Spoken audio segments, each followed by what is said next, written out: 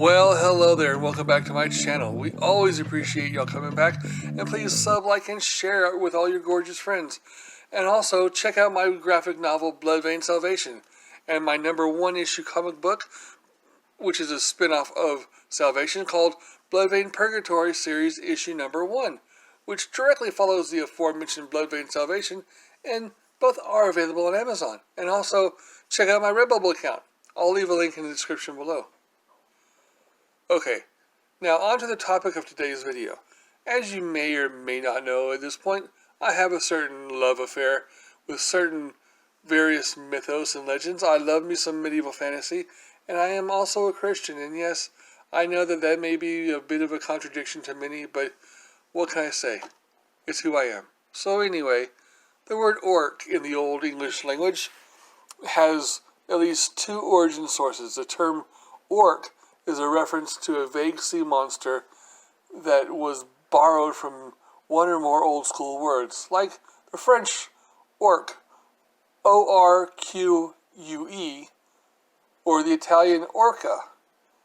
And of course, they all come from the Latin orca, which probably was most likely a cetacean character such as a killer whale. The word orc was used in the Old English text around 800 AD in the classic Old English poem Beowulf, hinting at demons and ogres. Beowulf, of course, was a personal fan favorite of mine, dating back to high school. Thank you very much, public schools. As for the Italian orco and the word ogre itself, it ultimately came from the Latin orcus, the god of the underworld. Or a god of the underworld, I should say. I don't know, there's probably many. The Old English creature was most likely what inspired the orcs that appear in J.R.R. Tolkien's The Lord of the Rings.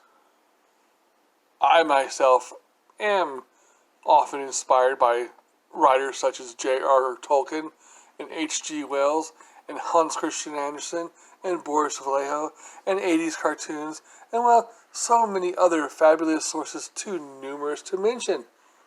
And I think that in this picture of this giant Orkish Kahn cave knobber, which only proves such convictions, that's obvious. And now as an artist, I have to say, please follow your heart and create whatever you love from whatever you can. But at the same time, on the same token, or Tolkien, please, please, please, never, ever, ever plagiarize for your content. And with that being said, I think I've said plenty for this video, and I'll leave you to the rest with a little music. And I'll see you at the end.